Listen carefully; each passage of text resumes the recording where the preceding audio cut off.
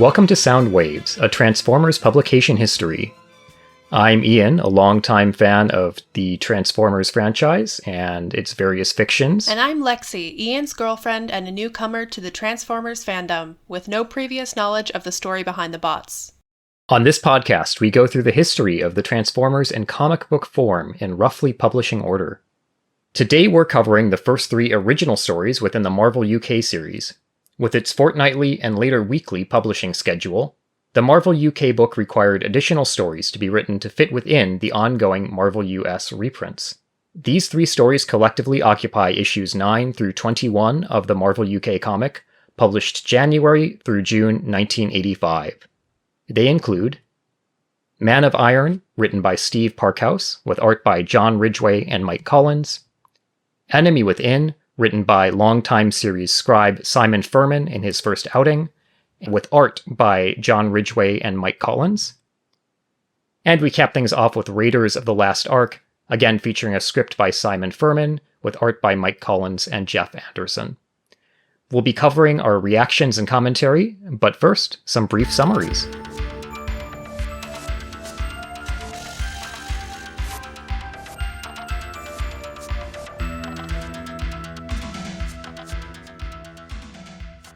Man of Iron. In a world of nightmares and conquest, a young boy's encounter with an unknowable and violent mechanical alien race will provide him with the adventure of a lifetime and mentally scar him forever. The Enemy Within. The Autobots faced a shocking twist when Brawn turns against them, and Starscream pushes his luck with Megatron for seemingly the last time, resulting in his banishment. Brawn and Starscream are ultimately forced to battle in an effort to solve both sides' problems in one fell swoop, resulting in wounded bots all around and a new resolve by the Decepticons to defeat the Autobots once and for all. Raiders of the Last Ark. Megatron's scheme to invade the Ark is turned sideways by the powering on of Auntie, the Autobots' matronly computer mentioned only in passing in the first US issue.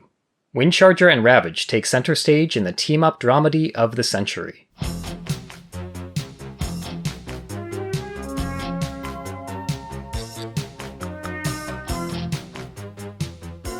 Alright, so getting into these issues, we're gonna switch into our main conversation now.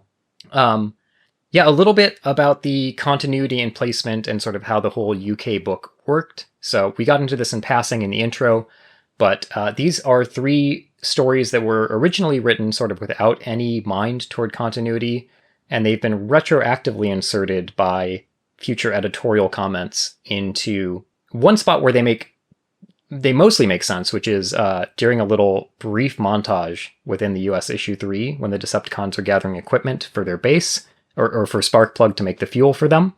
So that's the only spot in that whole opening miniseries where these could possibly reasonably fit, and you just have to sort of assume that Sparkplug is kidnapped the whole time and no one talks about it or discusses it. However, one thing really throws a wrench in that, which is Megatron making a reference to Spider-Man in The Enemy Within. So that kind of throws that all out the window. There's no room for these to take place between issues 3 and 4, and Lexi, you haven't gotten there yet, but there's no room for these to take place after issue 4 either. So they're a little nebulous, but the main point of these is just to fill some time waiting for more US reprints in the UK, and to kick off the UK run with what are basically 3 little sort of filler stories where Man of Iron is really doing its own thing, but the 2 Simon Furman entries are really just about spotlighting or showcasing some of the 1984 bots that otherwise don't really get room in the series. 2 in particular, but we'll get into that in a bit. Yeah, definitely major filler vibes from these, and the first one is completely off-kilter. It's dark, it's weird, it's chaotic, and it made me sad. Yeah, let's talk about Man of Iron. So Man of Iron has an interesting history. It's the tone setter for the UK book in more ways than one. So I haven't shared this with you. This is a crazy confession. Wow, I've never shared this with anyone before. No, I haven't shared this with you prior to our recording tonight. But this issue, which was written by Steve Parkhouse, who had formerly done work on a Doctor Who comic before this, this was sort of literally the tone setter or the model for the whole UK run. So Simon Furman, who takes over after this, really had this issue to go on, and he was looking at it and saying, okay, this is our sort of model to live up to in terms of writing style and I think overall visual style that became the tone setter for all of the UK issues that followed. But it's quite an odd story. So I think you're a bigger Doctor Who fan than I am, which is to say I'm not at all. But this feels more like a sort of episodic, strange little sci-fi outing that maybe carries over some of that tone. Yeah, it definitely does. Doctor Who tends to be a little bit like horror thriller tinged, like just the tiniest bit, the tiniest sprinkle, with some kind of life lesson or something a little bit darker than most like children's stories would usually see. And we can definitely, you can see that in some parts of this story as well. Yeah, I was going to say also, Man of Iron, in addition to being the first UK story and the tone setter in some ways, it also got a US reprint. So this shows back up in the US series as issue 33 and 34, split into 2 parts. Also just introduced as a little filler story during a US publishing break. Oh, and it's introduced with a foreword talking about the existence of the UK book and explicitly identifying that this was written by a UK team and presented here as sort of a little, I guess, global Transformers story when it shows up in the US book. So we'll probably revisit this when it shows back up in the US run and maybe just take a look at some of the differences that come with that formatting of it. But yeah, Man of Iron has a little bit of a presence in the series as a whole. Yeah, I can definitely see why. I also see, this is a complete aside, but I can definitely see also some parallels between, like, just in general, between Transformers and Doctor Who. Besides the fact that they're sci-fi, there's a big story in Doctor Who, like the whole history of the Time Lord, the main guy, is that he's from a different planet, obviously. It was wiped out, there's that kind of background to it. So I see some similarities there. Dealing with humans who aren't the same, species as you. There's a lot of similar themes going on in both of them. So that's an interesting bridge as well. But yeah, I had a fun time with this, I guess. The Man of Iron chapter, the several chapters. Let's get into some of the points that we had. I like that you said the time guy, which was maybe necessary explanation for me. But I will say that is not necessary hedging or explanation for literally anyone who will be listening to this, because I'm pretty sure something like 95% of adult Transformers fans, and especially fans of the UK Transformers comic, are also Doctor Who fans. The overlap there it's almost a circular Venn diagram. Again, I can see it. I can understand why. Yeah, I did want to note also... wait until we get to a Dalek Transformer later on. No, I was going to say, the Man of Iron made me think of, like, Cybermen and the Daleks. Okay, wait for it. I don't want to... It's way down the line, but there is a Dalek Transformer. I'm excited now for the Dalek Transformer. Okay, cool.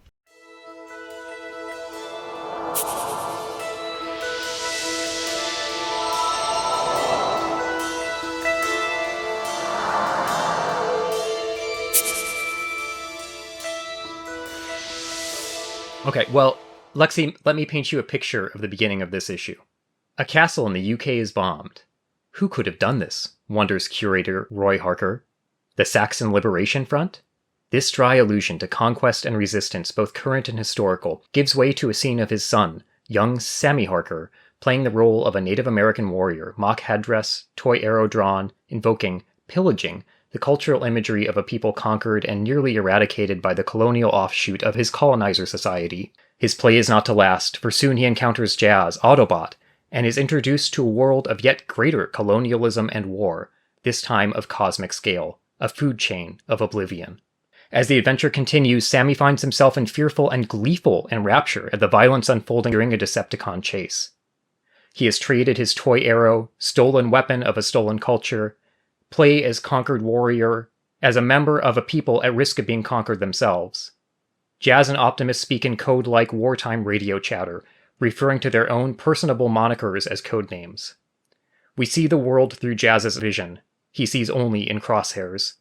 Man of Iron is our great cultural nightmare, an expression of the flip side of sentience, the all-encompassing death drive. Wow.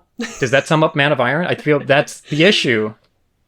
Yeah, honestly, Welcome to Man of Iron. Very eloquently put, yeah.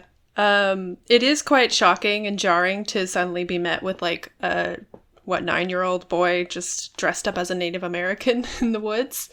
Though I guess of that time, like... Yeah, well, it's nothing. It's like nothing to them, but it really did make me think about the fact that he encounters Jazz right afterward. This was definitely not on the book's mind. It's on my mind.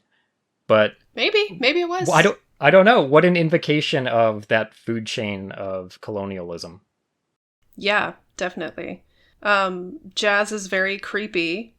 They're all a little creepy, but Jazz especially is like very menacing when well, this is skipping ahead a bit, I guess, but like even when you first see him, when he first emerges, he's just standing there, just waiting. Yeah, they're very alien in their behavior. They're very imposing and alien throughout this issue. Yeah. We feel the robot, I think, more than usual. Yes, we feel I'm not going to finish that sentence. Yeah. Oh, God. The cold steel embrace. We feel the humanity. We feel the robot. But yeah, he's very alien on his first encounter. And then partway through the story, he's driven away by Jazz because he may know something about the castle.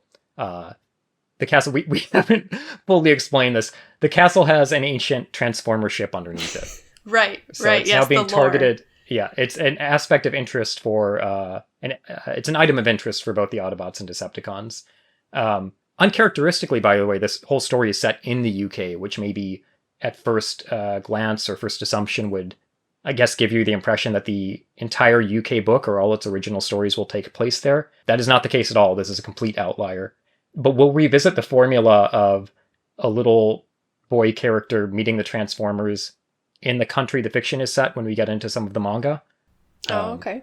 Yeah.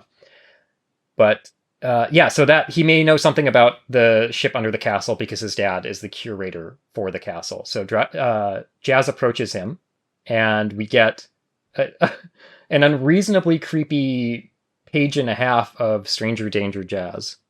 Yeah, and somehow it seems like Jazz has been watching Sammy for some time because he seems to know a lot about him. He's like, I'm not a stranger, Sammy. Deep down, you know this. You've been wanting adventure your whole life. And it's just it's called to adventure, but not from like a wise, knowing wizard who you can trust. It's from a creepy-ass Porsche that you came upon in the woods. It's followed up by the following page is Sammy's mother running out, seeing him get driven off by a car. He's locked inside and can't open the door, and he winds up shouting for help as Jazz speeds away. It's upsetting.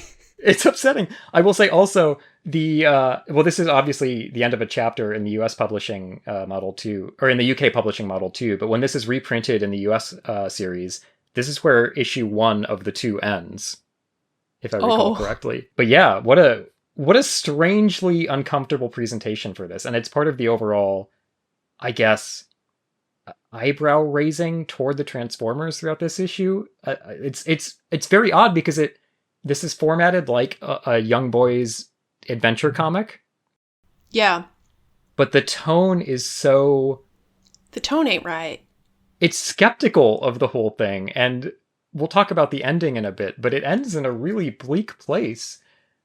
And so it's what an oddity. Yeah, it is strange. I mean, and when you compare it to like the first issue of the US release, of the US compendium, like you have a similar setup, right? The boy is just going about his life, and then he's met with the robot that he connects with somehow. He can hear it speak, but it's presented in such a different way. Like, completely different. Like the robot Bumblebee in the first one, the US one, is like hurt and he's crying for help, and then this turns it on its head and the boy is crying for help from the Transformer in this one. Yeah, and there's so many other odd little presentation elements that give this a bit of a horror. It's not it doesn't read like horror, but it has a horror-tinged atmosphere, often in slightly comical ways. So the night before that, Sammy's father is reading him a bedtime story. We've skipped over this, but Sammy first sees Mirage skulking around outside his house. Yeah. And then... Oh, no, sorry, he sees Jazz. And then, he's seen some Transformers. Jazz. Yep. So he asks his dad about it, and his dad realizes that these sightings maybe resemble ancient stories of a giant man of iron around this castle. So he pulls out some old scrolls and books and starts telling Sammy the story of this old giant iron visitor at the castle. And the story reads to him in these sort of very dramatic, darkly lit panels. Very Prince Valiant-esque. Yes, yeah, you noted the Prince Valiant-esque art influence, sort of that soap opera or adventure comic style, the very highly detailed, dramatic, drawing style. Medieval, while we were talking. Yeah. But I'm just going to quote his dad. This is his bedtime story. The man of iron was seen in the vicinity 3 times in all. There seems no pattern to his appearance other than one thing. According to parish records, an earth tremor preceded each visitation. Isn't that interesting? And he responds, I think it's scary. And then he shows him a picture of this ancient robot and says, is this what you saw? It's very creepy. It's so scary. It's so ominous. And also he's so ready with that scroll, just like, hey, is this what you saw? This ancient doom, this ancient danger? You feel like this has maybe happened to Sammy before, that he's said something that he imagined as a kid, and multiple times his dad has pulled out the old scrolls and gone, is it this? Yeah, he's ready. And Sammy's like so sick of it. He's like, please, Dad, I just want to sleep. We open chapter, 2? I'm double checking. Chapter 2, we open with a sort of surreal dreamscape nightmare sequence of, largely silently, this is where he sees Mirage. Sammy sees Mirage outside his window. Then his bed is lifted up by tractor beam, and he's carried away out of his house. And then Mirage stomps off into the woods with him in 2 silent panels. It's really surreal and kind of frightening. Wait, does he take him with him? No, he doesn't. Oh, no, sorry, he tries to. Sorry, things are being lifted up in his room. He tries to take him. He tries to. Oh, that makes it okay. Or it was like half a nightmare, because he's like asleep when his parents come in. That's right. It's confusing. Maybe it's a nightmare, but things are blown out around his room, like the window was open. So, yeah, actually, it's not clear. It's intentionally a little bit surreal. Yeah. What a choice for this. I just want to say, this is the 5th Transformers story ever. What a strange choice to have it be this. Very bizarre. But hot take, I kind of like it. I do too. It's a surreal mood piece. I don't know. It's like a very simple boys' adventure comic, but everything about the presentation is so bizarre that it sticks with me. It shouldn't be like this. No, it really shouldn't. But I'm glad it is. It makes it more interesting. Yeah. It makes it hard to follow. I did want to ask if anything from this chapter or this issue is kept for later lore or later like is the Iron Man ever referenced again? Sorry, the Man of Iron. Is he ever referenced again? Yeah, Iron Man will go on to join a small team later known as the Avengers. Okay. Who do cross over with Transformers once in their history. Oh, okay. Looking forward to that too. Yeah, down the line. But no. Well, I guess they already have, because Spider-Man is an on again. Oh, that's on right. again, off again Avenger. But yes, actually, yes and no. So in the tangent, but in the original publishing run of this series, so in the original 80s to early 90s run, no, not at all. But later, once IDW Publishing has the license, so the 2000s company that had it after Marvel, and after one other company in between, it's a topic for another time, they mostly did their own continuity and their own long-running series, but they also did 2 projects that were set in the Marvel universe, or in the Marvel Transformers continuity. And they brought back Simon Furman, who is the author of our next 2 stories and the back half of the whole run here. They brought him back to do a sequel and a couple of prequel issues to the Marvel continuity. A little mini-series of prequel stories. And one of the stories in that little prequel miniseries deals with the Man of Iron and the Navigator and what their whole shtick is with their ship and how it got under the castle. So that's a 2010 story that revisits this. I like that. I'm glad, because it's kind of a bummer that this is teed up for kind of such an potentially interesting story that you could dive into a little bit more. And then the Man of Iron is just murdered by Jazz at the end. Spoilers and skipping ahead, but like it's kind of a shame, if it would end there for him forever. Yeah, well, so. it does end there. We learn about the backstory of it. Well, sad. So it's actually just more depressing because we get the whole lead into it and find out what their deal is. Poor guy. Yeah, so that's a story for another time. But yeah, it is revisited way, way down the line. Gets a little bit of backstory. Okay. But after this, chronologically, no, it's never revisited. That is a little bit sad to me. Yeah. Yeah. Melancholy. Yeah. I guess we'll come to the ending in a minute, but I want to talk about just more on the overall alien presentation of the Transformers here. When Optimus first arrives in this issue, he walks out of a ship in the woods like it's like an ET moment. There's just a very alien presentation to him. There's a panel of just the door of a spaceship opening and him walking out in silhouette. And it really is. And it's all of these low angles to the presentation. And because they're drawn in they're based on their toys in this issue because the UK team didn't get the animation models used in the US comic and the cartoon until a little bit further down the line. So that adds to it. They have all these odd proportions. They look like they're toys. They're much less proportionate and rounded and human. But yeah, in addition to that, the presentation and the angles and all of that is making them feel very alien. And that's definitely intentional on the part of the artists. Yeah, it's like the panel where Optimus is coming out of the ship, as you mentioned. It's very much, what is it, reminiscent of The Thing? Oh yeah, it looks like the Thing poster almost. Yeah, it's straight up The Thing poster. I've never seen The Thing, but I know from the poster it looks a lot like that. So it does feel like it's pulling on, at least in some shape or form, a reference to that or something similar. So definitely, emphasizing the fact that they are alien species. Yeah, just an overall atmosphere of sci-fi horror to this otherwise what feels like it should be an upbeat, simple adventure. Mm-hmm. Also, the choice to do, they do a lot of floating heads, I noticed, like floating heads colored in like fluorescent, like kind of acid trippy tones. They do that a couple times with Sammy especially. But yeah, it's just like he's having some crazy like nightmare or dream this whole time. It kind of makes you feel like that. Yeah, there is a very dreamlike logic to it. I feel like we're overselling this, so for anyone who hasn't read this, it is a very straightforward, simple children's story. It is, but if you if you spend any time looking at the presentation, it just starts to feel more and more bizarre. Every single choice being made.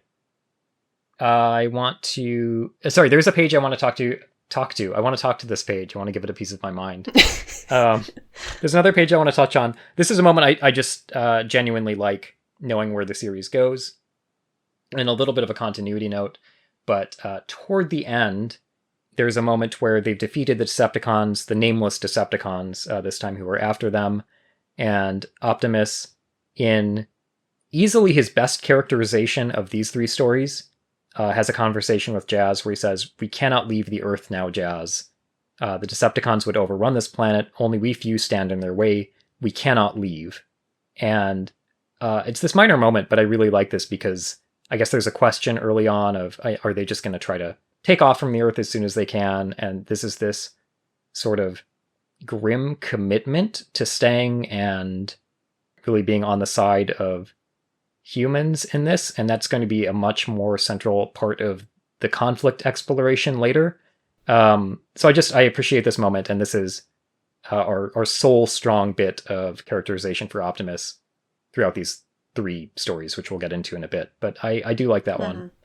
And then he immediately orders Jazz to destroy the buried ship, presumably without knowing that there's still one robot asleep inside, who's waiting to give them coordinates back to Cybertron.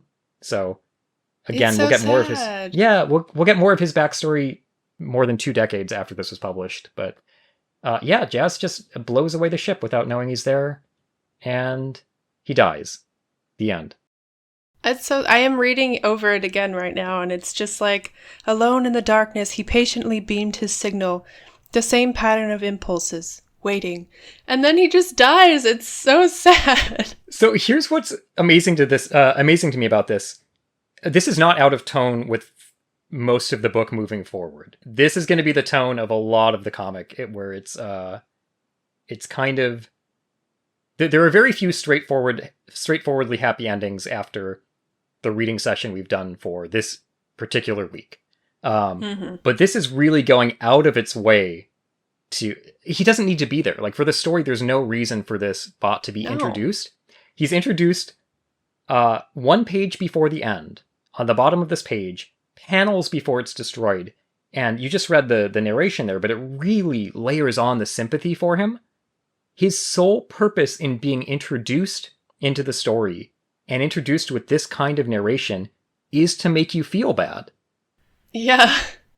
And what a choice for the 5th Transformers story. What a choice for this, what could have easily been a happy-go-lucky adventure outing.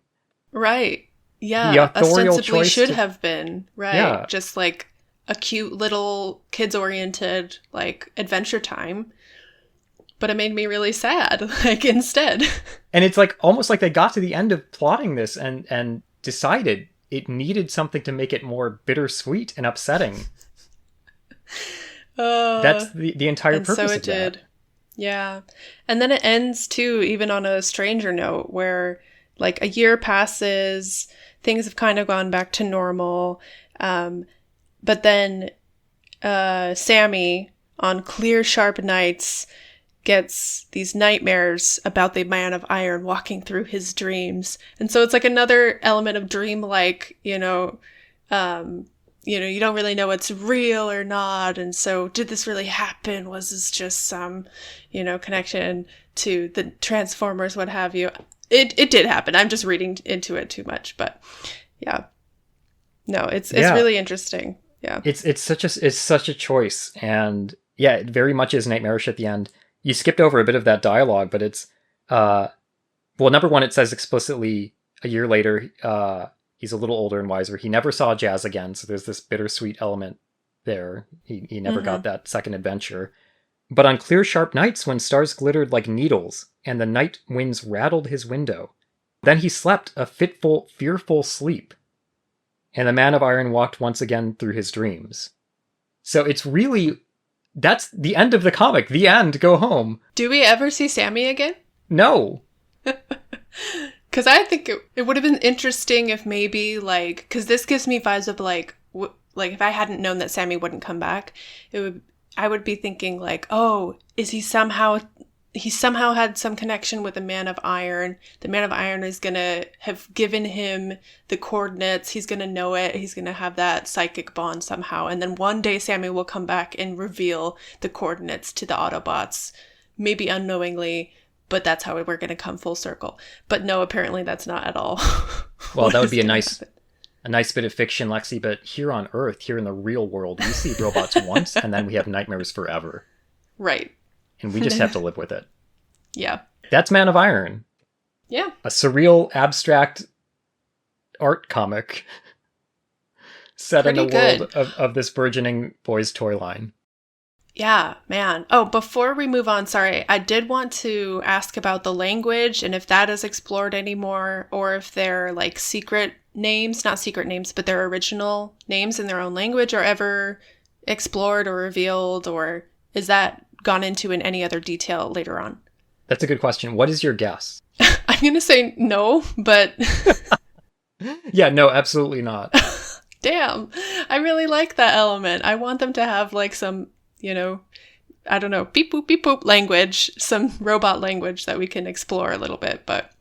Yeah, well, if you'll give me a moment of deep diving, there are versions that explicitly have them speak their own language in addition to English. Or that are more explicit about them acquiring English or various languages. Weirdly, the version that's most explicit about that, I think, is the Michael Bay movies, the live action ones. Yeah.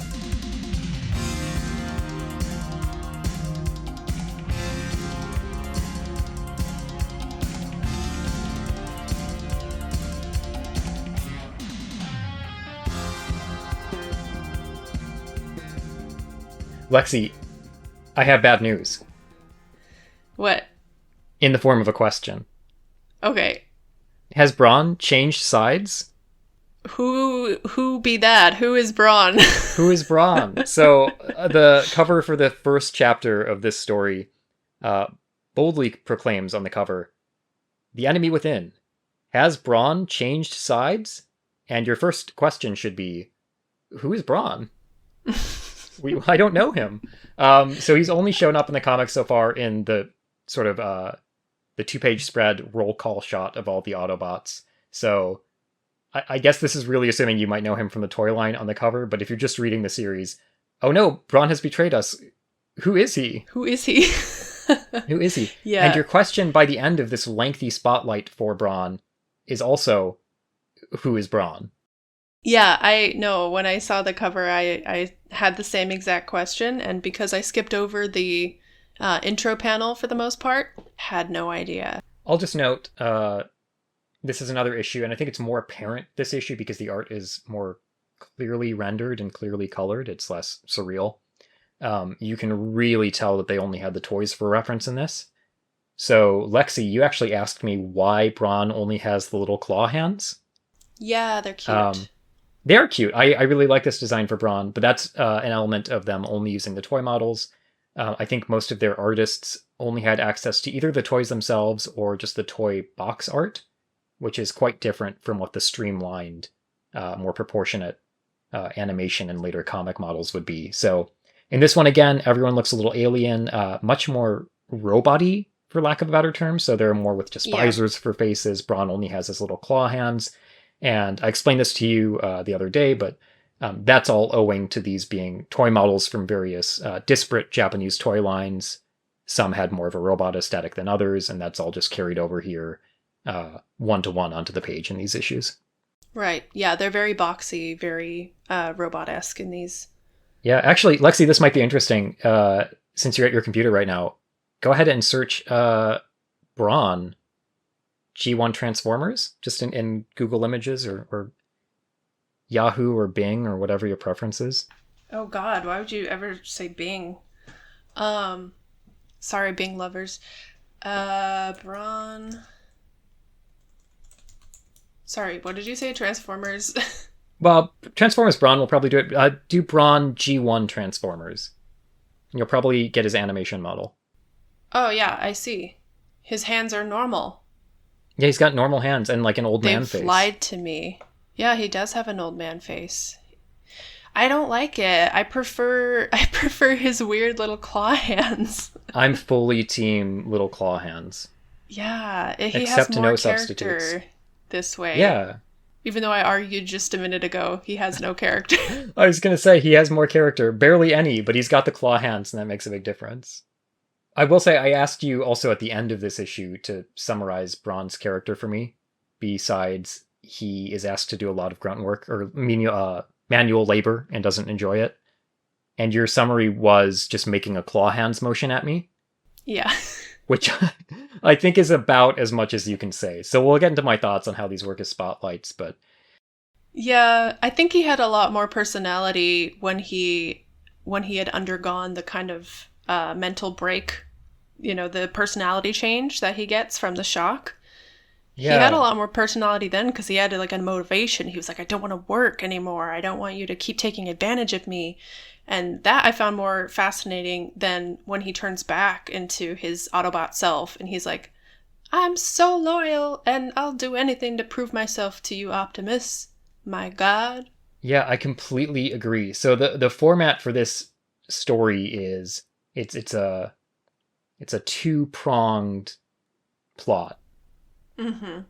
It's very complicated, so stay with me here. Starscream betrays the Decepticons for his own purposes at the same time as Braun undergoes a freak accident and betrays the Autobots because he's enraged and incoherent. And then both of their own teams have to go stop them and then pit themselves against each other. They have to pit themselves against each other to rejoin their teams at the end.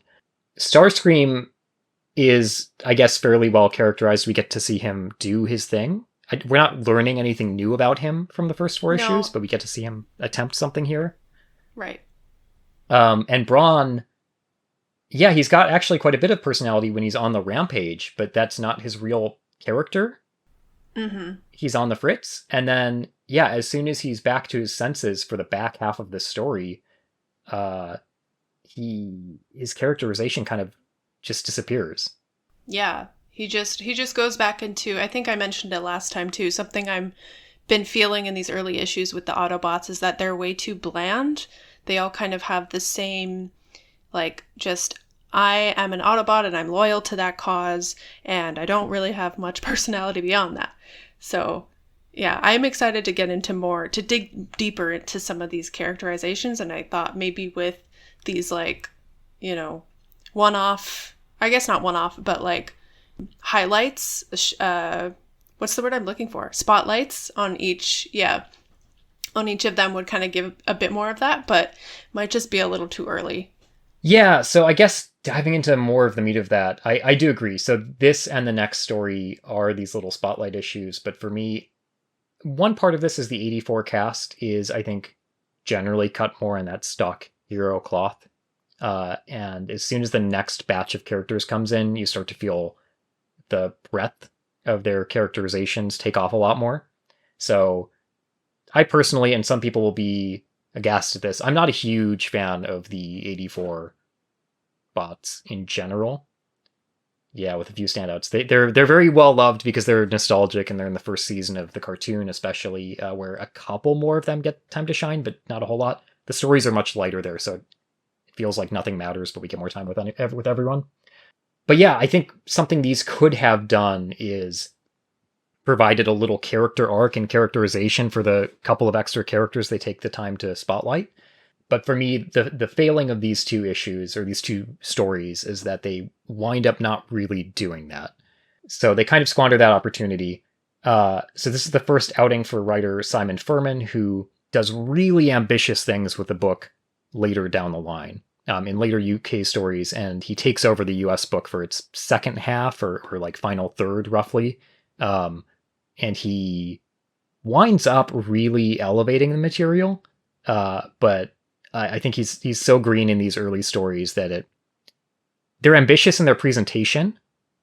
You noted that these were easier to read. Yes. And felt more modern. They felt more like the comics I'm used to, and like manga, how you can play with the paneling and make it really interesting, play with the words and the format of everything. I found that, first of all, easier to read with a lot of just the way the text is set up. It's also not in italics, which I think a lot of the first few issues of the US one was. So it was kind of harder just physically to read. But yeah, it's a lot more interesting too, I think, in how it's presented.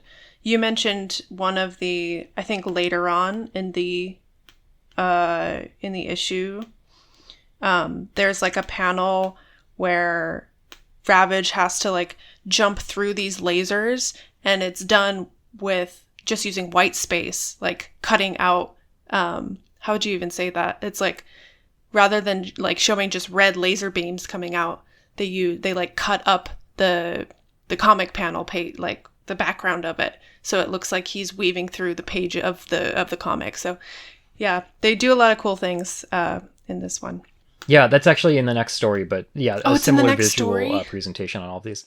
It doesn't matter. It's fine. It's just, the visual elements of these are pretty uniform. Yeah. So, yeah, definitely. And I glossed over this, but just to get it out of the way and cover it quickly, the publishing differences, the US publishing model was limited to 4-color comics, like the Ben-Day dot printing style, like solid color application, while the UK book was published on different paper stock and could do basically painted color. Like these are hand painted colors.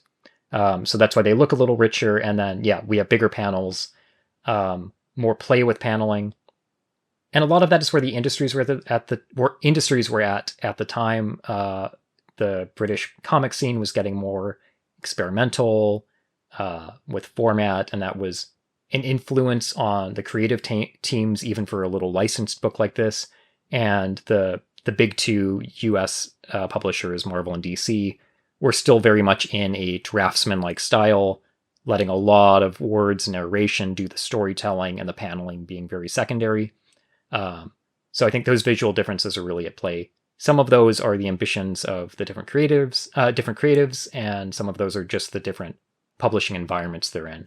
But yeah, you do feel that here. So I just want to say, although these wind up feeling maybe lighter in terms of plot, theme, even characterization than I would want for a little one-off story like this, and I think personally upcoming US issues will handle that character spotlighting a lot more gracefully.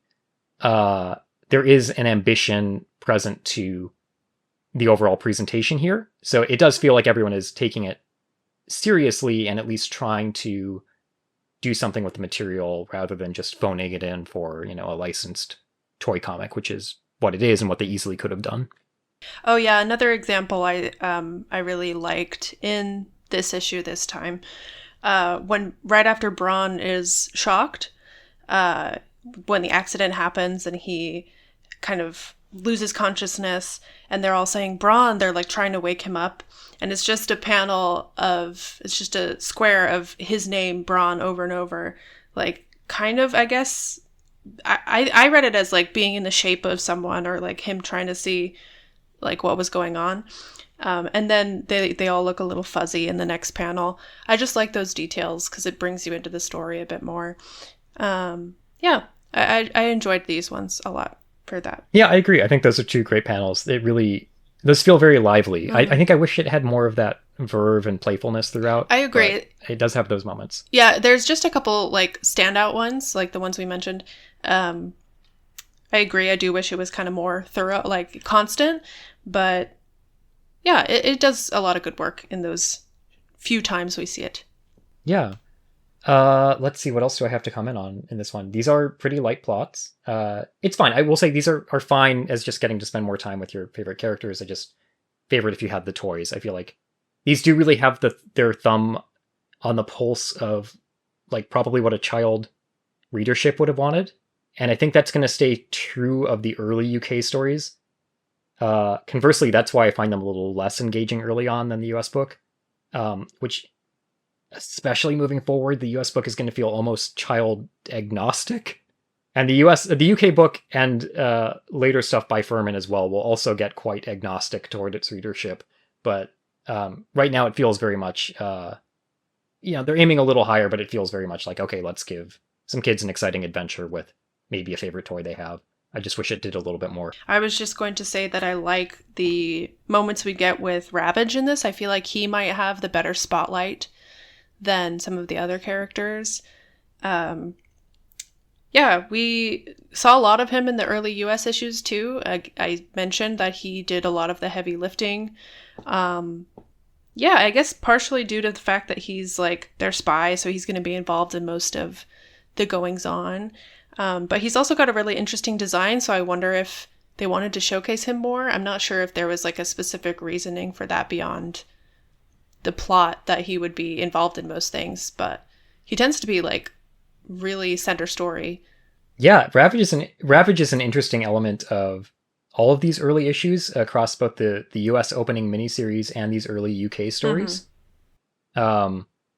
Where he's heavily involved in the plot. I think he gets more characterization across these two stories than he does, or he gets more characterization than either of the focal bots, almost. So it kind of continues to be the Ravage show. And yeah, I think it's just coincidence, but they really love using him. They do. Yeah. And he's interesting. Like, I like seeing more of him and his story. And it's not in this issue, but the next one, where he gets to do like a buddy time with, I've already forgotten the Autobot's name. Windcharger, how could you forget? Windcharger, that's right. Dear Windcharger. This story, I think this single story is the most Windcharger ever does in any medium. Wow. So it's all of the comics, all of the cartoon. Okay. This is it for him. Dang. What a disappointment. Yeah. That we're robbed of more Windcharger. Gotta see more of him. I would like to comment on the fact, it's blink and you'll miss it, kind of. This is the first time in either side of the book that we have human casualties. Oh. And nobody died in the first issues? Not on page. And no, I think we noted this while you were reading. Even when the Decepticons are going around stealing fuel and equipment, we have those little cutaways of like guardsmen saying that I don't get paid enough for this or whatever. Everyone's very safe. Oh, okay. I don't know why I assumed somebody had died. Well, it's certainly threatened. There's no impression that the Decepticons are not willing to kill humans in the opening miniseries. But this is the first time it happens, as far as I'm aware. So Starscream goes and attacks an airbase to draw the Autobots out and shoots down several fighter jets. No parachutes, no caveats there whatsoever. We just see him destroying some piloted planes. And his intent is explicitly to kill humans at this base. I think he shows up and says, prepare to die or now you die. So yeah, sort of neither here nor there at this point. This isn't to say like, oh, it's so dark and adult, they're killing people here. But it does establish a real sense of stakes, and that will be used quite a bit more moving forward. So I just want to note that as a commitment to at least taking the conflict seriously, more so than maybe a lot of children's fiction in the US and UK would be willing to at the time, and mining that a lot more down the road. So just a minor, I guess, like something to put a pin in for this one. Kind of the setup for maybe payoff later. Yeah, it just establishes that there is a real stakes to the goings on. There are no stakes to this story, right, in and of itself, but even the fact that there are villains in a children's story that are willing to to kill people and will do so like without qualms, it is kind of its own. It's rare. Most children's fiction, I feel like, will skirt that somehow, or there will be a loophole, or people will be kidnapped, but they won't be, or they'll maybe be harmed, but they won't be ever in like real, death level danger.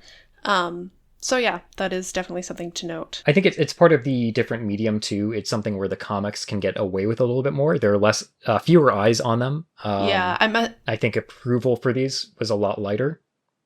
So it would never ever happen in the cartoon. I was gonna say no one is ever in real danger. So in the cartoon, this wasn't like there weren't people killed in the cartoon at all.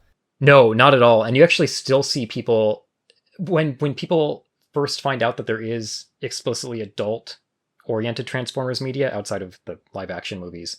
But there are many, all of the later comics runs from the 2000s onward are at least consciously all ages, if not explicitly aimed at adults. And so some of them have gotten a lot of outside attention, or people who are nostalgic for the series coming back into them, and they really don't shy away from human casualties and like larger scale conflict. And so pretty frequently you'll see people stumble across those and say, oh, it's too dark, or it's trying too hard to be edgy with this children's property. And that's true if your only memory is the cartoon, but for people who remember it from the comics, no, that's been that level of serious treatment of the stakes has been there from basically day one. So that's a whole aside, but yeah, just a little historical footnote there. Okay, shall we move into Raiders of the Lost Ark? Sure, yeah. Oh, sorry, I had one more thing I want to comment on in two more quick things from Warrior Within. Warrior Within? From Enemy Within. Number one, these are two things to put a pin in for later. Number one is Britishisms sneaking into ostensibly American characters, or just the Transformers themselves in this case. So Mirage shows up with Brawn at the end of Enemy Within, and he says, "You lot going to stand there, or are you going to give us a hand?" Which is probably an unintentional Britishism. It should be "you guys going to stand there," or "you all going to stand there." We don't use lot. But a lot of... No, we don't say lot in American English. A lot of you lots slipping in, and even the American human characters will have those in upcoming stories. So those always... they just catch my eye. It's neither here nor there, really. So the other thing I want to briefly mention is a little bit of Megatron dialogue that is only significant in hindsight of things to come. So as they're discussing how to deal with their two breakaway team members, Megatron and Optimus wind up arranging a duel between them. And Megatron thinks to himself, "Trial by combat. As a warrior race, it is only fitting that we should have the right to fight for our existence, no matter what the crime." Totally generic villain-style dialogue, but I just want to put a pin in the phrase warrior race for later, because that will come up several times, especially in stuff way, way down the line, and especially under Simon Furman's pen. And it will kind of be a touchstone thematically later for the series and get into their origins a bit. So without getting into too much in the way of spoilers, I just want to put a pin in the very first instance of anyone saying warrior race in regards to the Transformers. Okay. Interesting. I do want to know if there are any other, like, I mean, we know from early issues, the first issue of the US run, that there were like astronomers and other jobs that you could have as Transformers. But now I'm thinking like, well, it said warrior race, and that's a little bit confusing in terms of the wording. But like, are there Transformers that do other things? We only ever see these fighting ones, but we only have like them as a snapshot of Cybertronian. So I'm curious about the rest of them. Yeah, big spoilers there. It's not cut or dried either way, but yeah, but for right now, this is incongruous with what we get in the first issue, where it establishes a paradise and multiple types of positions, and that's all true. None of that is walked back on, but a pin in this for later. Oh wait, Shall we get into Raiders? we have to. What? Yes. I have to just say these. I don't really need to do anything about them, but Megatron. We just have to live Yeah, with it. Megatron at some point sentences Starscream to two different fates. The first one is utter destruction, and then the second one is my favorite, obliteration beyond all possibility of reanimation, which is truly just a beautiful sentence. So even though it's, quite scary for Starscream, I do want that on a t-shirt. Yeah, let's move on now. Okay. Let's move on to the Laserbeak in Memoriam issue. So, on the cover of this, we're using the recent Skybound compendium, so it has the cover for the first issue of each of these UK stories. This one advertises proudly on the top, with Laserbeak in your June calendar. And there is a panel in the fight in this issue where Laserbeak appears to be completely destroyed, just obliterated with a loud Shrek sound. So we were joking earlier that the calendar was in memoriam of Laserbeak. R.I.P.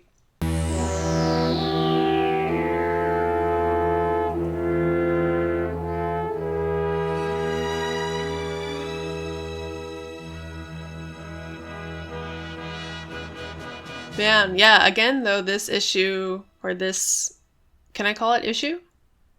Story, it's technically multiple issues, but we don't need to get too picky over it. This story is, once again, kind of the Ravage show. We, I guess that's a bit later, though. Oh, no, it happens pretty early on. Pretty early. He attacks Windcharger because there's, a whole battle going on between the Decepticons and the Autobots. Megatron decides to kind of take up the mantle of Starscream's ambition. He decides to finally go ahead and make the big attack on the Autobots. And so we're in the middle of that battle. Ravage and Windcharger kind of go off on their own adventure a little bit later. But before that, we get the floating head that is Auntie. Yeah, Auntie. So Auntie was a single panel reference in the first US issue to the ARC's computer. I remember. And here we have it show up again, personified, powered back on. What is there to say about Auntie? She's beautiful.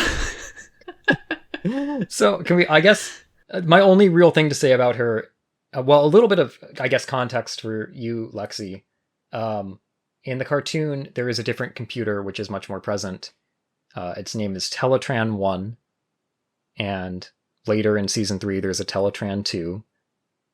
It's mail-coded, and it is a frequent role in the stories.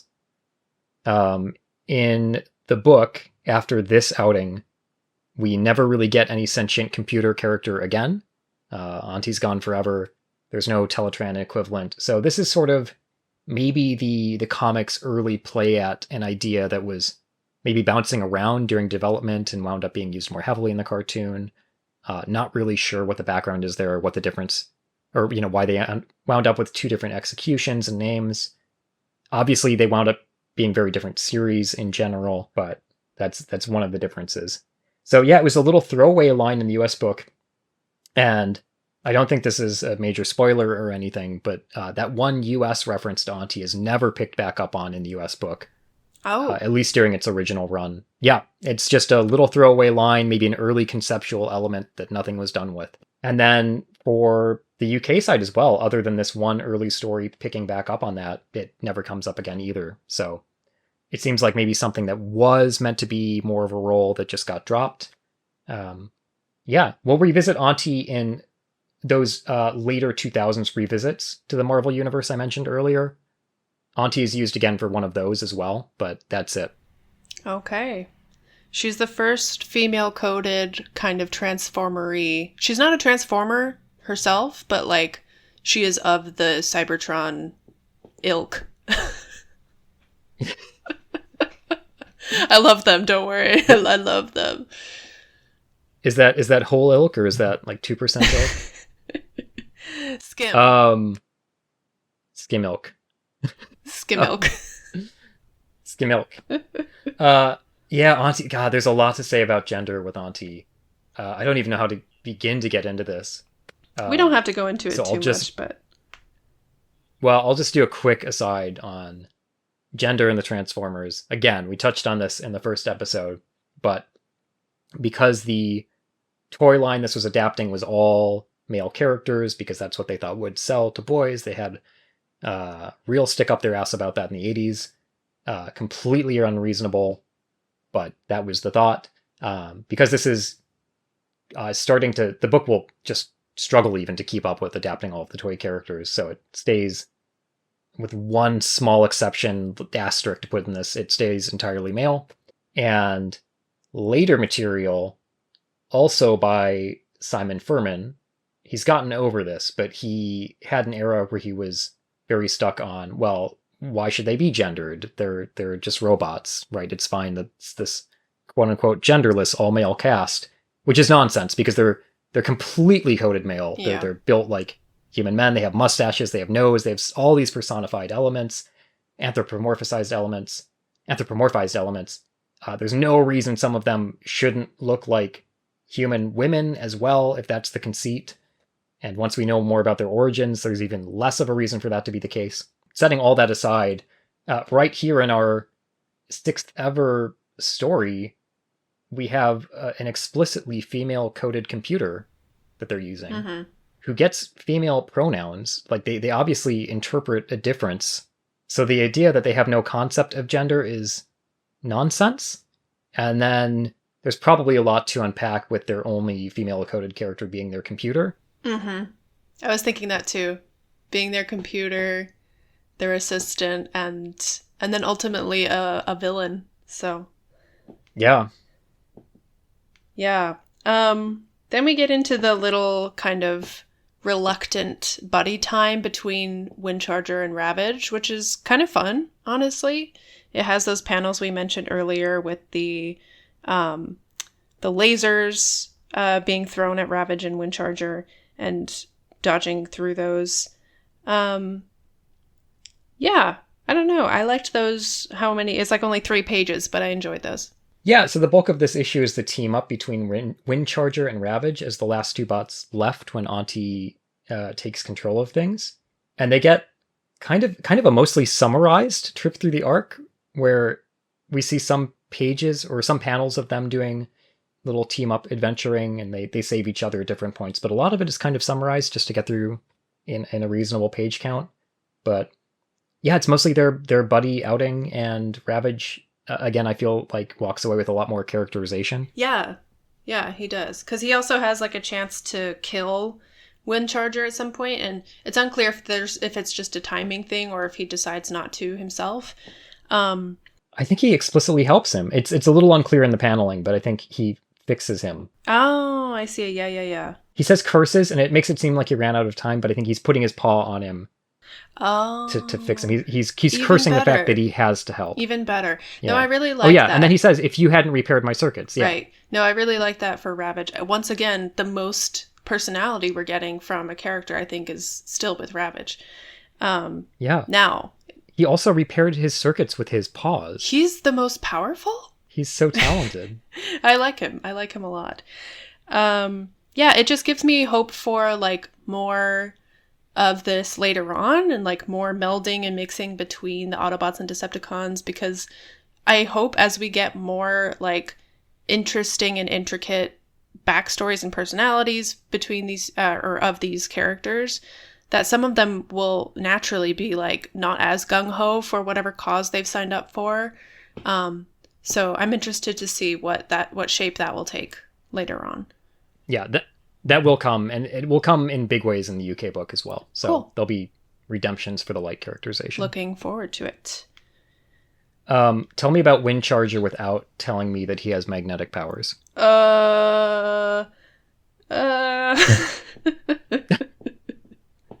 Who is he? Braun? Yeah, I mean, but that's most of what we learn about him is he has magnetic powers, which are not really a personality or a character arc. No.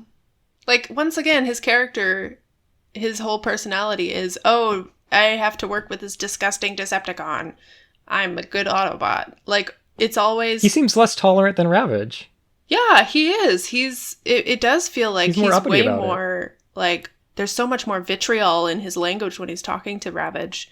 So, lay off him. Jeez. Megatron gets a graceful landing later in the panel. Beautiful. Or later in the comic. Yeah. Just gorgeous. Beautiful. It's pretty funny to see him. Yeah, his gangly toy design doing a little 1 foot landing while Optimus eats it. It's pretty hilarious. I like that. Otherwise, the issue ends on a little promise that it's going to meet back up with the US stories, and it teases the issue 4 of the US book with the fight at the Ark at the end of that miniseries, and it promises to catch back up with the Aftermath and meet back up with the US content next issue of the UK book. So for us as well, we'll be jumping back to the US stories with number 5 starting next episode. Yeah. Should we do a little wrap up? Yes. Quick post-recording addendum. We didn't note this during our discussion, but Raiders of the Last Ark is also the first story to not feature a single alt mode.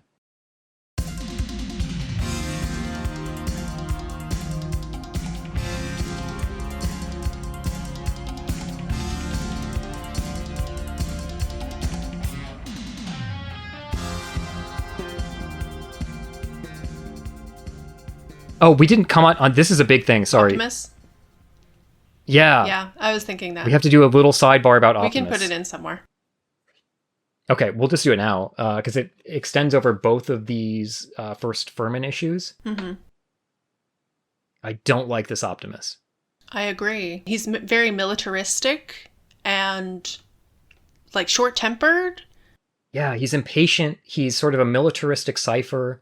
We know that he wants to help humans. Yeah, that is like very clear. That's consistent. But then that also feels like it's rooted in nothing. It just feels like that's just a touch point he has to say sometimes because it doesn't really match with his character. But we don't see that expressed in interactions with them or behavior in these issues, so it just feels like a little platitude. And then most of his interactions are asking his troops a question, telling them to hurry up with the answer. When the fight at the Ark happens in this story, I noted this, where he says, "You call yourselves warriors? Arm up and follow me outside." And this is that's his characterization throughout these 2 stories. And it's so, if this is all you have to go on, he's extremely unlikable. Yes. This is so incongruous with where we'll pick back up with in the US book and later UK material under the same author, but it just feels like they didn't know what to do with him here. I find him extremely unlikable and vaguely and off-puttingly characterized here. Yeah, I agree. Even more more so than the US ones. The US ones, he didn't feel like this. He felt godlike and he felt kind of unfathomable. But he didn't feel mean-spirited or like militaristic or overly impatient in any way. But yeah, I don't like how he's characterized here either. Yeah, he's kind of just a smorgasbord of machismo and plot convenience. Not a good look for our guy. No, so yeah, not a fan of that. I mentioned I am a fan of him in this series overall, but these early issues, going back through them, it's really jarring and it's really apparent how, I guess, ill-characterized he is. Yeah, in these ones he really is just the pecs and the abs, and he's just taking that on as a personality, I guess. Yeah, he's all... Yeah, I can't say it any better than that. He's all pecs and abs. Okay, so going into our wrap up, overall thoughts on these 3 issues. Standout characters, I guess. Any characters that stand out? It's tried to spotlight a few of them to varying degrees of success. Anyone, the opening mini included, where are the characters you have your eye on Oh, as someone unexposed to this material? good God. My brain keeps separating the opening one from the other two because it's so different. Yeah. The Man of Iron was also in this reading set. I know, yeah. The Man of Iron himself, even though he didn't, have anything to do, he stands out to me because, again, he's a really tragic character, and like kind of alarmingly so, like shockingly so in these what should be light children's comics. So he stands out to me. Jazz stands out to me as he was characterized in that as well, in a really bad way. He stands out to me in a stranger danger predatory kind of way. Although not later on, but just the way he like initially comes into the scene. Ravage is once again the MVP. I don't know what to say. Like, he's throughout these 3 issues, I mean, he wasn't featured in the first one at all, but he's once again doing a lot of the work in terms of moving story along, keeping things interesting, and yeah, having a personality. Yeah, Ravage, definitely a standout. And a vote in the Man of Iron, a vote for Cloudraker and Fastlane, as we'll come to know them in the 2010s. Oh, okay. You're irrelevant to this conversation. Good to know, I had to look that up. I'm glad they have names. Yeah, overall thoughts on these 3 stories? Or US, UK differences at all at this point? It's early era for both sides. But... Yeah, these 3 issues were easier to read for me. Like, they were a quicker read through. I was like, the pacing I thought was a little bit better than the US ones. I was kind of pulled along through the story a little bit more easily. Once again, like the first, the Man of Iron is so completely different than the other 2 stories we read this time, but I think I liked it the best because it was so weird. Yeah, I think it's my favorite one so far, just because it's such a highlight in a bizarre way. Yeah. Otherwise, like the other 2, they do feel very filler.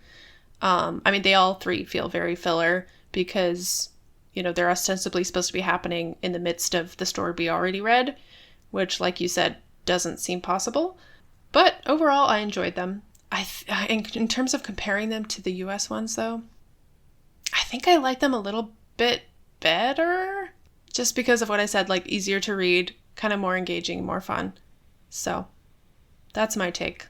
Yeah, that's totally fair. Yeah, for me, these are Man of Iron is easily the standout of this batch for me, just because it's so bizarre in tone. And then the other 2 are fine and fun outings with extra characters, but if they are going to be character spotlights, I wish they did a little bit more. And for me, even though the presentation is a bit more advanced than the US book is at this point, the writing kind of falls flat for me on that front. And especially, this isn't fair because I have knowledge about what US issues are upcoming, but I think there's a real difference to their approach, or the US book's approach to some similar character spotlight stories that feels more mature in its storytelling than these. Oh, okay. And a little bit more sure-footed. But I don't have a bad time with these as little extra adventures, but I wouldn't go out of my way to recommend these. And I definitely don't think these are a selling point for the book or, anything that would bring a curious reader on board as an adult. As far as providing fun little extra adventures for children, I think these are probably right on the money for what would have been exciting and enticing to kids at the time. Yeah. But I don't think they're aiming very far beyond that at this point. And for me, that's just a little bit disappointing compared to what's going to be going on around it. But it will improve drastically on that front. Exciting. Yeah. Predictions for next time? I guess they're the same as last time for you. We haven't progressed the story at all. So yeah, same. Everyone's going to be fine. Okay. No, I have no idea. I mean, you mentioned last time after my prediction was everybody's going to be fine, that it starts with the cover that is Transformers are all dead. So seems like they're not going to start out well, but we'll see. Yeah, next time the Transformers are all dead when we pick up the main plot with US issue number 5, and we'll be going through US issue number 5 through 8 in episode 3 of this podcast.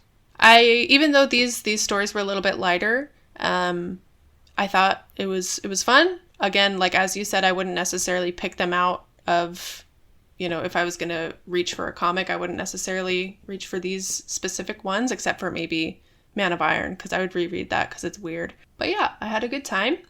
Once again, Ravage is my favorite. I was going to say a plushie, and then I remembered that they're actual toys and you have them already.